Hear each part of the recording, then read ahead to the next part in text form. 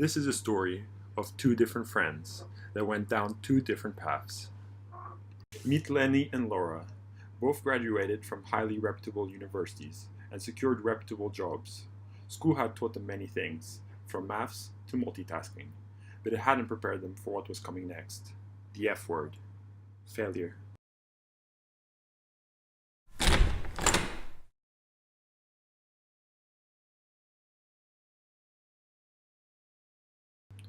As humans, we react to failure differently. Think of the last time you failed. What did you do? Were you impunitive, like Laura, convinced that you had no role to play in the outcome? Or were you intrapunitive, like Lenny, convinced that you were the only one at fault?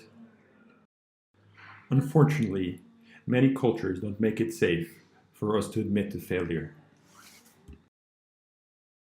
Therefore, people often end up taking different paths. Laura opened up to her friends. She was prey to the fundamental attribution error, which lends humans the tendency to downplay their responsibility and place undue blame on external or situational factors when they fail, only to do the reverse when assessing the failures of others. After becoming self-aware, it was easier for her to interpret the setback as temporary. What went wrong, she asked, instead of who went wrong. Laura tried to detect the cause of her failure. Failure can be preventable, riddled with complexity, or even intelligent in cases where it leads to innovation. Oftentimes, we find superficial reasons, such as processes weren't followed, instead of detecting the root cause. By listening carefully to feedback from mentors and diverse colleagues on her team, Laura analyzed whether she lacked training or whether the task was just inherently challenging. Could she have done things differently? It's not always possible to right the wrong immediately, but it's almost always possible to make things worse. Lenny, consumed with guilt and self-doubt, decided to isolate himself from friends and family. Lenny doesn't know that resilience is promoted by fostering strong relationships. For him, this setback was permanent. I'm not cut out for this, he thought.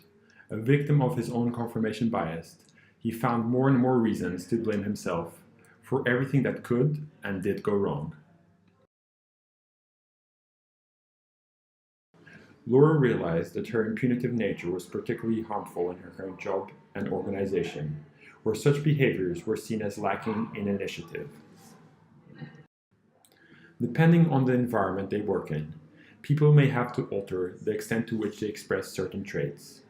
Being politically aware of her surroundings, Laura adopted a style of communication that was responsive rather than reactive. She learned from her failure and revised her approach. On the other hand, whenever Lenny received constructive criticism, he chose to focus on all the aspects that were negative.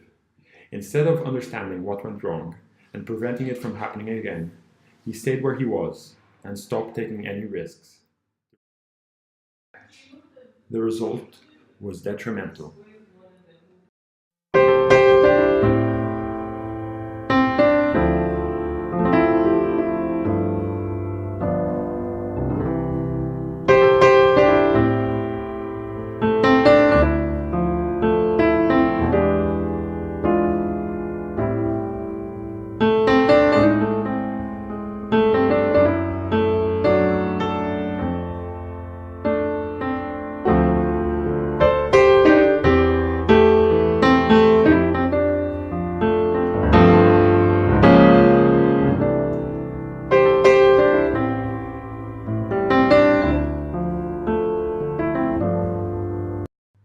Failure is not always bad.